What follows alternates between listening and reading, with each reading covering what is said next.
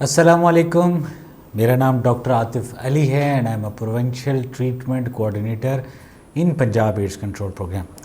आज की हमारी वीडियो का टॉपिक है एंटी रिट्रोवायरल थेरापी। ऑल्दो के ये सारी वीडियो शायद वो लोग ज़्यादा बेहतर तरीके से समझ सकें जिनका मेडिकल बैकग्राउंड है, लेकिन मैं पूरी कोशिश करूँगा कि इसे जितना आसान किया जा सकता हो ताकि आप लोग समझ सकें। तो हम एंटी रेट्रोवायरल थेरापी या ART के बारे में या ARVs के बारे में बात कर सकें। जब हम ARVs की बात करते हैं, ARVs means HAART therapy is almost same के highly active anti retroviral therapy या anti retroviral therapy ART is the same. जब हम एंटी रेट्रोवायरल थेरापीज़ की बात करते हैं तो मैं अभी जो आपके सामने स्क्रीन पे चीज़ें नज़र आ रही हैं वो बेसिकली क्लासेस हैं एंटी रेट्रोवायरल थेरापी की, जिनमें पहली क्लास है न्यूक्लियोसाइड रिवर्स ट्रांसक्रिप्टेज इनहिबिटर, दूसरी क्लास है nucleotide reverse transcriptase inhibitor, non nucleoside reverse transcriptase inhibitors, protease inhibitors, integrase inhibitors और इंट्री इनहिबिटर्स। इनमें भी इंट्री इनहिबिटर्स पाकिस्तान में अवेलेबल नहीं है और ये बेसिकली प्रेप के लिए ज़्यादा इफ़ेक्टिव होते हैं। लेकिन बाकी जो NRTIs, NTRTIs, NNRTIs, PIs और इंटीग्रेज इनहिबिटर्स IIs, ये सब इस वक्त पाकिस्तान में अवेलेबल हैं।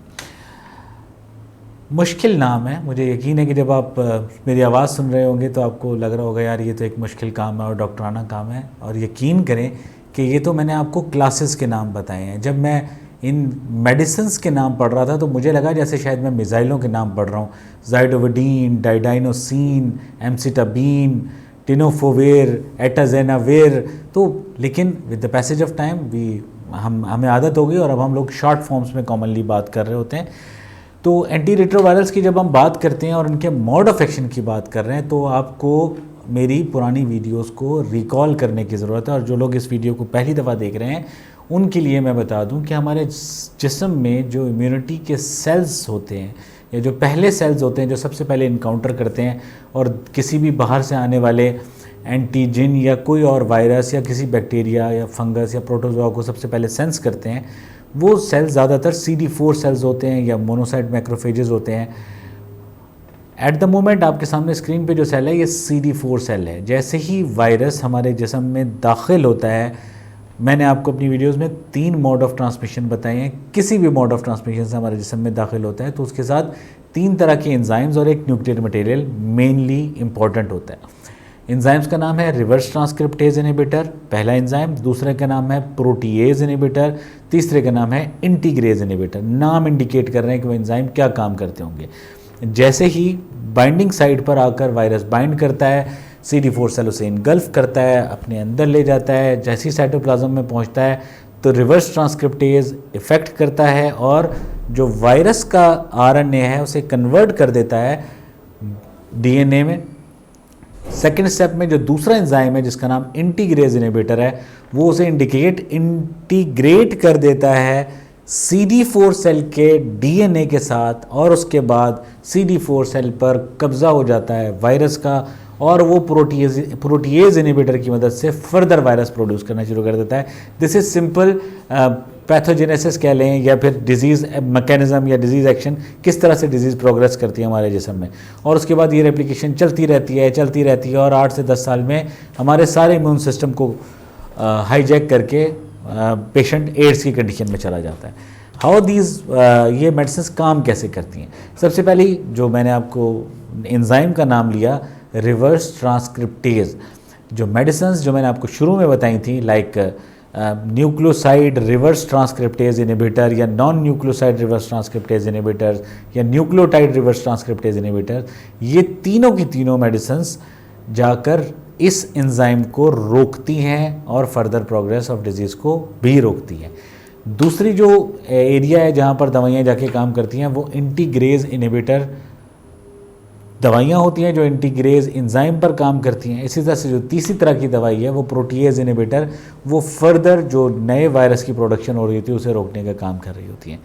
तो अगर आप इस सीक्वेंस में वीडियोस को देखेंगे तो आपको अंदाज़ा होगा कि किस तरह से mode of action is quite simple when you understand कि क्या क्या है और किस किस तरह से काम कर रहा है।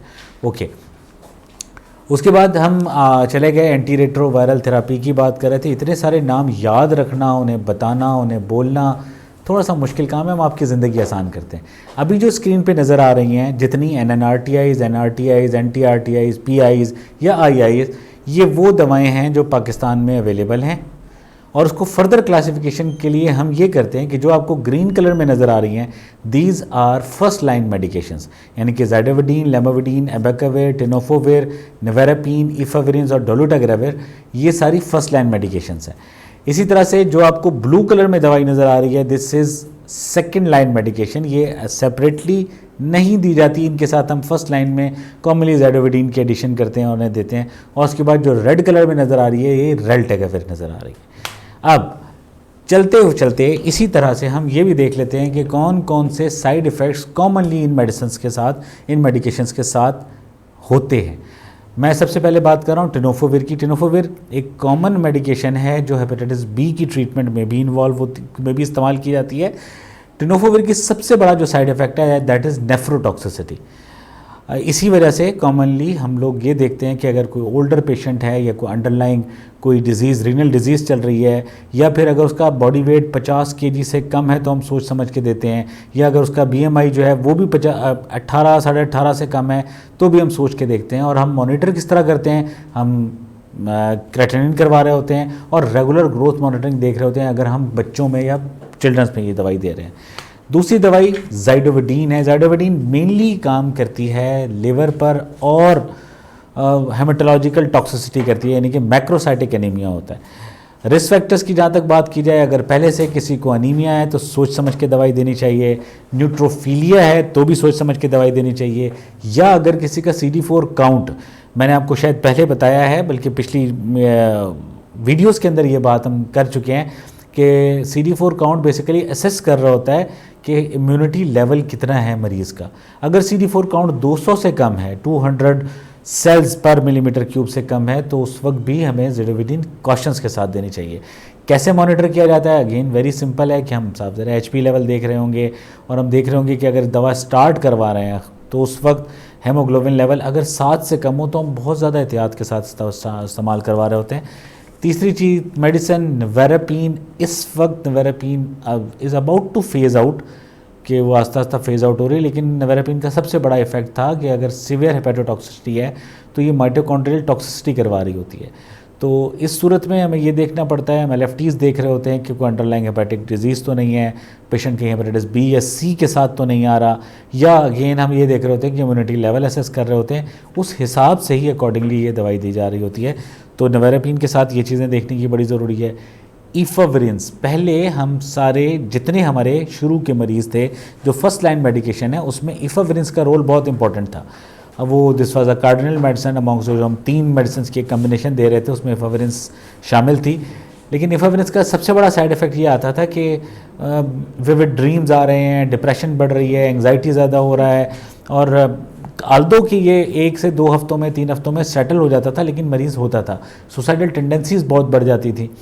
तो फिर हमारी कोशिश ये होती थी कि यार हम उसे कहते थे खाने के साथ खाए, या खाना खाते हुए उसके साथ फैटी मील्स या हैवी फैटी मील्स के साथ ले तो होता है। लेकिन ज़्यादा क्वेश्चंस ये देखने पड़ते थे कि ड्यूरिंग काउंसलिंग सेशंस हम लोग ये असेस करते थे, ख़ास तौर पे जो हमारे मेडिकल ऑफिसर्स या डॉक्टर्स हैं वो असेस करते थे कि यार अगर कोई एक प्री एग्जिस्टिंग डिप्रेशन या कोई और मेंटल डिसऑर्डर है तो ऐसी सूरतों में हम लोग इफाविरिन्स का इस्तेमाल नहीं करते थे।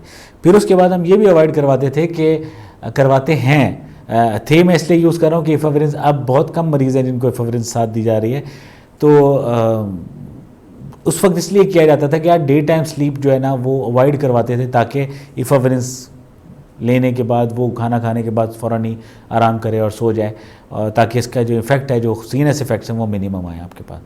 उसके बाद है एबेकाविर। एबेकाविर का एज सच कोई साइड इफ़ेक्ट नहीं है। जैसे मेडिकल में जो मेरे डॉक्टर दोस्त हैं उन्हें अंदाज़ा हो रहा होगा कि हम जब याद कर रहे होते थे हम कहते कि NVD यानी कि नोज़िया वोमिटिंग डायरिया सबके साथ ही होता है, वो हर मेडिसिन के साथ जोड़ रहे होते थे। एबेकाविर का प्रॉब्लम ये है कि 5% ऑफ द केसेस के अंदर एबेकाविर जो है ये हाइपर सेंसिटिविटी रिएक्शंस करती है, और ये रिएक्शन कॉमनली मेडिकेशन स्टार्ट करवाने के 15-20 दिन के बाद शामिल होते हैं, जिसमें फीवर होता है, GI सिम्टम्स आ रहे होते हैं, मिलेज हो रहा होता है, रैशेस पड़ रहे होते हैं बॉडी के ऊपर, और जॉइंट पेन हो रहा होता है, मस्कुलर पेन हो रहा होता है, साथ ही दवा रोकने के बाद ये सेटल हो जाते हैं, लेकिन ये इफ़ेक्ट ज़्यादातर बुकिश नॉलेज में कॉकेशियंस पर ज़्यादा आ रहे होते हैं। लेकिन एक चीज़ जो इस दवाई के साथ है कि वंस अगर ये दवा किसी भी वजह से आपको लगे कि ये हाइपर सेंसिटिविटी रिएक्शन है और दवा छोड़ने से वो रिज़ॉल्व हो जाए, तो दोबारा रीचैलेंज नहीं करना, इट कुड बी फेटल। तो इस मामले में इस दवा के बारे में बहुत एहतियात की ज़रूरत है, इसी वजह से मैंने ये दवा यहाँ लिखी। तो ARVs कैसे स्टार्ट करनी है और उसे मॉनिटर कैसे करना है, आल्दो कि हम आगे जाकर भी इस बारे में फर्दर डिटेल में बात करेंगे, लेकिन मेरा ज़ाती ख्याल है कि अभी ये बात करना बहुत बेहतर होगा। जिस तरह मरीज़ डायबिटीज़ का मरीज़ सारी ज़िंदगी अपनी शुगर लेवल को मेंटेन रखता है, हाइपरटेंसिव सारी ज़िंदगी अपना ब्लड प्रेशर मेंटेन रखने की कोशिश करते हैं और साथ साथ कोलेस्ट्रॉल लेवल मेंटेन करने की कोशिश करते हैं, किडनी के डिजीज़ में किडनी डिजीज़ के साथ अगर कोई है तो वो अपने RFTs को मेंटेन रखते हैं। इसी तरह से वो लोग जो HIV एड्स के साथ हैं उन्हें सारी ज़िंदगी दवा खानी है, सारी ज़िंदगी दवा खानी है, और उन्होंने अपनी 2 चीज़ों का बहुत ख्याल रखना है। पहला, उनके जिस्म में वायरस की मिकदार, वायरस की कितनी कॉपीज़ पर ml हैं, जिसको हम PCR या वायरल लोड के ज़रिए फाइंड आउट कर सकते हैं। दूसरा, CD4 काउंट के, और उनके जिस्म का इम्यूनिटी लेवल कहाँ पर मौजूद है। अच्छा, ये दोनों टेस्ट करने ज़रूरी हैं और इन्हीं की बेस पर WHO रिकमेंड करती है कि आपने साल में 2 दफ़ा अपना वायरल लोड काउंट लाजमी करवाएं। बेशक आपका वायरल लोड नॉट डिटेक्टेड ही क्यों ना आ रहा हो, लेकिन आपने फिर भी साल में 2 दफ़ा अपना वायरल लोड लाजमी करवाना है, ताकि ये देखा जा सके कि दवा आपके साथ इफेक्टिव है या नहीं है, कोई रेजिस्टेंस तो डेवलप नहीं हुई है। CD4 काउंट अगेन फिजिशियन की डिस्क्रिप्शन है कि अगर उसे साइन सिम्टम्स नज़र आते हैं, उसे नज़र आता है कि यार कोई ऐसे सिम्टम्स के जिसमें इम्यूनिटी कम नज़र आ रही है, तो ऐसी सूरत में वो CD4 काउंट बिल्कुल करवाते हैं और करवाने ज़रूरी भी हैं। एंटी रेट्रोवायरल मेडिकेशंस इसलिए दी जाती हैं कि वो जो बैलेंस मैंने आपको बताया कि मिनिमम वायरल लोड और maximum CD4 count is necessary, और वो सिर्फ इसी सूरत में मेंटेन हो सकता है कि अगर हम एंटी रेट्रोवायरल दवाइयाँ जो वो से दें। इस वक्त जो अगर मैं ट्रीटमेंट क्या स्टार्ट करनी है, क्योंकि बात चल रही है तो मैं बात कर रहा हूँ कि ट्रीटमेंट हम कैसे करते हैं। आगे जब हम प्रोफाइलैक्सिस की बात करेंगे तो वहाँ हम ये भी बताएंगे कि हम CPT प्रोफाइलैक्सिस भी देते हैं, हम MAC प्रोफाइलैक्सिस भी देते हैं, और उसके बाद हमारी कोशिश ये होती है कि हम ट्यूबरक्लोसिस को पहले रूल आउट कर लें, ताकि खुदा न खास्ता आयरस ना डेवलप हो जाए, यानी कि इम्यून रिकॉन्स्टिट्यूशन इन्फ्लेमेटरी सिंड्रोम की बात कर रहा हूँ, आयरस ना डेवलप हो जाए। तो ये करना बड़ा ज़रूरी है, और ये अगली वीडियोज़ में जहाँ हम बताएंगे कि हाउ क्या क्या चीज़ें दी जाती हैं, उसमें और डिटेल में इसके बारे में बात करेंगे। एट द मोमेंट आपके सामने ये वो दवाएं मौजूद हैं विद डोज एंड डोजेज कि किस किस तरह से। इनमें जो सबसे आखिरी जो दवा है जिसका नाम एटाजेनाविर है, ये सेकेंड लाइन मेडिकेशन में इस्तेमाल होती है। मैं बगैर कोई लगी लिपटी आपको बता दूं कि अभी इस वक्त हमारी जो एक ही गोली में 3 दवाएं कौन कौन सी होती हैं, जिनमें ज़्यादातर मरीज़ उस दवा पर हैं, और फिजिशियन ये डिसाइड करता है कि कौन सी दवा कम करनी है, कौन सी ज़्यादा। तो सेपरेट फार्मूलेशंस में भी ये दवाएं अवेलेबल हैं, लेकिन 80 to 90% ऑफ द पेशेंट वो अभी T, L और D पर है, यानी कि टेनोफोविर, लेमोविडीन और डालूटाग्रेविर पर है। ये फिक्स डोज कम्बिनेशन में एक पिल की सूरत में आता है, ताकि पिल बर्डन भी कम हो मरीज़ का, और उसके लिए कंप्लायंस या एडहेरेंट रहना भी आसान हो जाए इस दवा के साथ। इस हवाले से अच्छा, अगर खुदा न खास्ता जो मैंने आपको पहले साइड इफ़ेक्ट्स बताए हैं उस सिनेरियो में, या पेशेंट की कंडीशन सेटल नहीं है, या LFTs डिरेंज्ड हैं, RFTs डिरेंज्ड हैं, तो उस सूरत में फिजिशियन डिसाइड करते हैं कि उन्हें कौन सा NRTI, कौन से NNRTIs या कौन सा PI जो है प्रोटीएज इनहिबिटर जो है वो एडिशन करनी है या डिलीशन करनी है, या उनकी डोज एडजस्टमेंट करनी है। ये एक लंबा प्रोसेस है जो शायद हम वीडियो में इस तरह से डिस्कस ना कर सके, लेकिन जो मोटी मोटी बात ये है वो ये है कि ARVs कौन कौन सी हैं, ज़्यादातर लोग कौन सी ARV इस्तेमाल कर रहे हैं, ARV के साथ साथ कौन कौन सी दवाओं का इस्तेमाल करना बड़ा ज़रूरी है।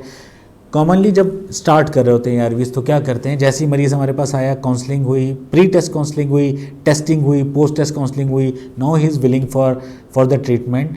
आइडियल जो WHO गाइडलाइंस हैं वो कहती हैं कि जैसे ही मरीज़ डायग्नोस हो जाए तीनों किट्स पर, आपने उसकी ARTs या एंटी रेट्रोवायरल थेरापी स्टार्ट कर देनी है जैसे ही मरीज़ डायग्नोस हो रहा है।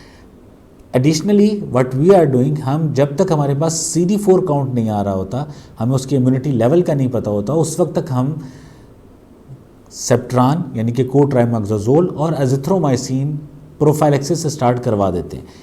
कोट्राइमोक्साजोल प्रोफाइलेक्सिस CPC के लिए यानी कि नमूनिया की ख़ास किस्म है, उसके लिए बहुत ज़्यादा ज़रूरी है। और सेम इज़ द केस के मैक प्रोफाइलेक्सिस के लिए यानी कि माइकोबैक्टीरियम ओवियम कॉम्प्लेक्स का जो इन्फेक्शन है उसके लिए ज़रूरी है कि हम एजिथ्रोमाइसिन दें, लेकिन ये उस वक्त तक ज़रूरी है जब तक CD4 काउंट 350 से ऊपर आ जाएगा तो हम इसे स्टॉप कर सकते हैं, और यही हम करते हैं। दूसरी बात, ट्रीटमेंट स्टार्ट करने से पहले ये इंश्योर करना बड़ा ज़रूरी है कि मरीज़ ट्यूबरक्लोसिस के साथ तो नहीं है। इन केस कि अगर ट्यूबरक्लोसिस पॉजिटिव है, टीबी पॉजिटिव है, टीबी को फाइंड आउट करने के लिए जो रिकमेंडेड मेथड है फॉर PLHIVs वो जीन एक्सपर्ट ही है कि हम जीन एक्सपर्ट के ज़रिए से एक्सक्लूड करेंगे टीबी है या नहीं है। अगर वो टीबी पॉजिटिव है तो आइडियल सिनेरियो ये है कि 2 महीने की जो एंटी ट्यूबरक्लोसिस थेरापी है यानी ATT है वो उसे कंटिन्यू करे, और उसके बाद ATT के साथ ARVs स्टार्ट करेंगे। लेकिन चूंकि हमारी जो पहली लाइन मेडिकेशन है उसमें ARVs में डोलुटाग्रेविर का रिफैम्पिसिन के साथ ड्रग इंटरेक्शन है, सो दैट इज़ वाई हमें डोलुटाग्रेविर की डोज डबल करनी पड़ती है जब तक वो ATT पर है, ATT ले रहा है, तब तक डोलुटाग्रेविर की डोज डबल करेंगे और कोशिश करेंगे कि जो 50 मिलीग्राम एडिशनल डोलुटाग्रेविर हम लोग दे रहे हैं वो 12 आवर्स अपार्ट फ्रॉम DLT। तो कॉमन प्रैक्टिस यही होती है कि अगर पेशेंट, मैं दोबारा रिपीट कर देता हूँ कि अगर मरीज़ ट्यूबरक्लोसिस पॉजिटिव है तो पहले 2 महीने जो इंटेंसिव थेरापी है उसमें ATT के साथ ARVs नहीं दी जाती।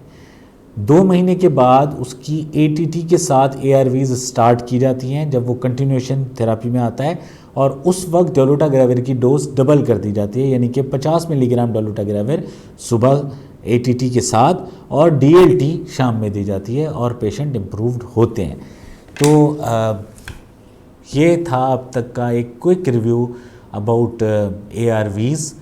तो अपना बहुत ख्याल रखें, और सबसे आखिर में वही बात कि मर्ज़ से नफ़रत करनी है, मरीज़ से नफ़रत नहीं करनी। बहुत शुक्रिया।